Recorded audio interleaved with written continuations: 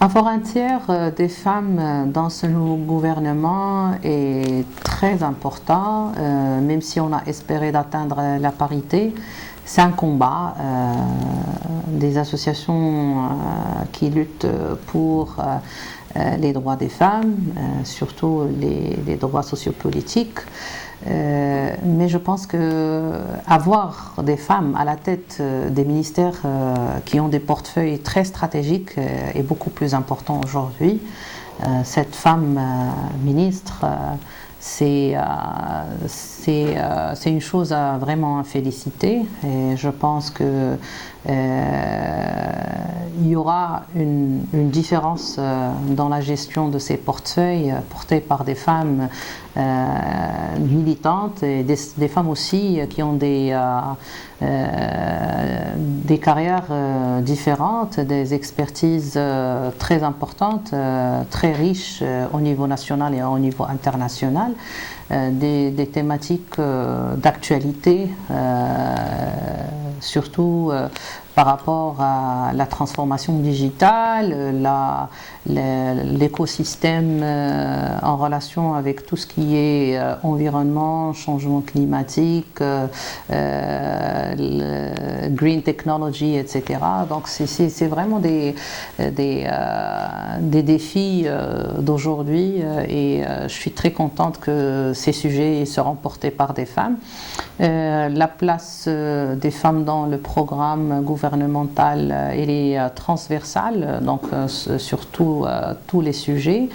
Et je pense que la priorité sera axée beaucoup plus sur l'autonomisation économique des femmes. Donc déjà, il y a un chapitre dans le programme gouvernemental qui parle d'accroître l'activité économique des femmes, et aussi lutter contre l'exclusion sociale.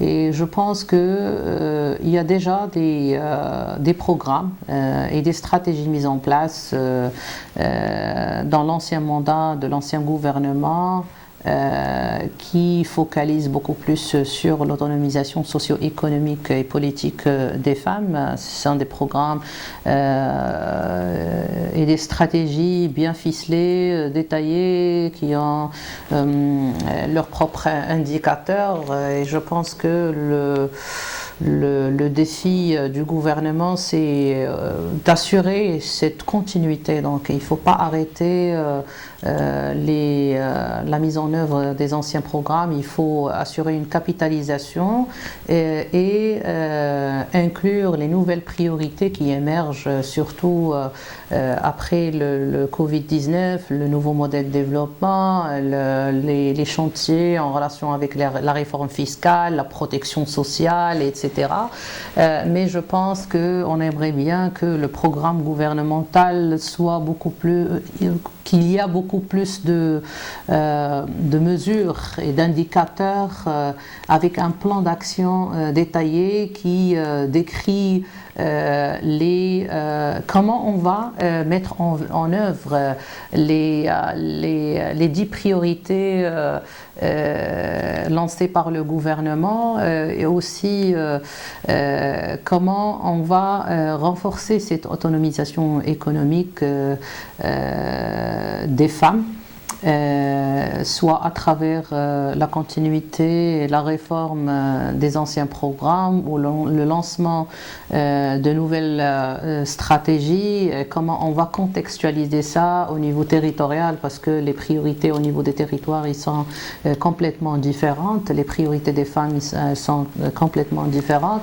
Je pense aussi qu'il y a déjà un plan d'égalité qui a été lancé depuis 2012. Aujourd'hui, on est dans la 3e phase, ICRAM 3. Donc, je pense que ce programme gouvernemental d'égalité doit voir encore le jour, et prendre en considération l'évaluation d'ICRAM 1 et 2, et assurer beaucoup plus la transversalité et la synergie entre les différents secteurs, parce que le secteur soit de la jeunesse ou des femmes, c'est un secteur transversal. Donc on espère avoir un plan très pragmatique avec des indicateurs bien précis pour pouvoir s'assurer que ces engagements gouvernementaux ont des plans et des stratégies à court et moyen terme qui vont être mises en œuvre au niveau national et au niveau local.